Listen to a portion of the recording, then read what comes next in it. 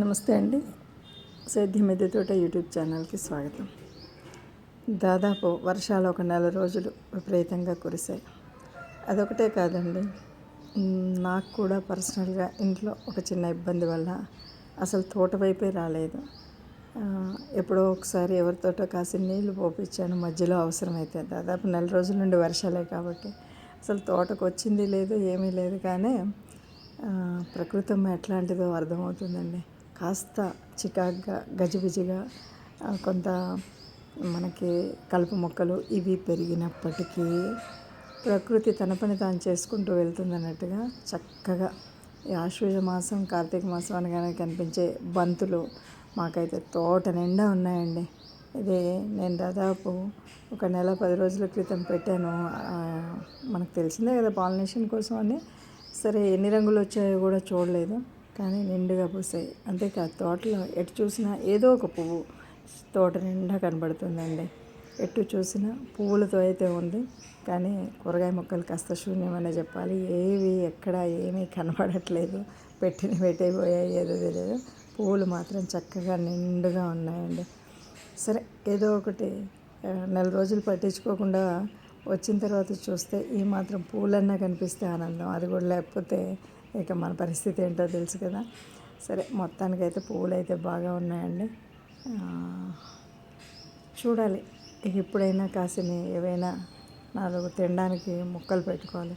ఒకటో రెండో టమాటా మొక్కలు అయితే కనిపించాయి కానండి, మిగతావి ఏవి ఎక్కడ ఒక్కటి కూడా మరి ఆ నీళ్ళల్లో కొట్టుకుపోయాయా, నీళ్ళకు మురిగిపోయాయా తెలియలేదండి.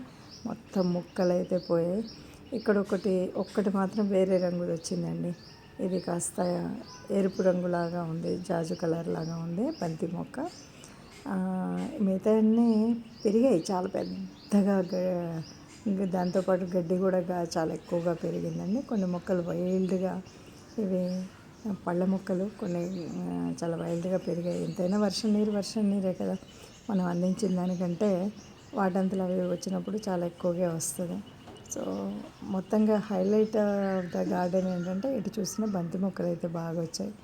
ఇక్కడ కొంచెం టమాటా మొక్క అయితే కనబడుతుందండి. ఏదో 1-2 అందులో దానికి కనబడుతున్నాయి. అంతకుమించి ఇంకెక్కడ ఒక్క కూరగాయ చెట్టు కూడా కనబడలేదండి. ఇది ఒక్కటి మాత్రం మిగిలినట్టుంది. టమాటాలు కాస్త ఈ ఒక్క చెట్టుకు కనబడుతున్నాయి. ఇంకా మిగతాది ఏదో 2 పచ్చిమిరపకాయలు కనబడ్డాయి. ఇంకేదో అంతకు మించి ఎక్కడ ఒక్క కూరగాయ కూడా కనబడలేదు. అన్ని పూలు అయితే ఉన్నాయి, రంగురంగుల పూలండి. అస్సలేం లేకుండా ఉండేదానికంటే తోటంతా పోయిన దానికంటే కనీసం పూలు అయితే కనబడుతున్నాయి. చూడండి ఎంత బాగా కనబడుతున్నాయి. ఎటు చూసినా ఏదో ఒక రంగు పూలు అయితే నిండుగా కనిపిస్తున్నాయి. దాన్ని మనం అంటే ఏ రకంగా ఏంటి అని ఆర్గనైజ్డ్గా అయితే ఏం లేకుండా పిచ్చిగా మొలిచాయి మధ్యలో గడ్డి మొక్కలు. సరే అయినా సరే పూలు అయితే బాగానే ఉన్నాయండి. ఇవి సరే ఈ పండగలో ఉపయోగపడతాయి.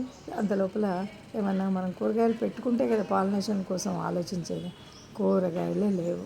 ఇదొకటండి, పట్టుకుచ్చుల చెట్టు అంటాం మేమైతే.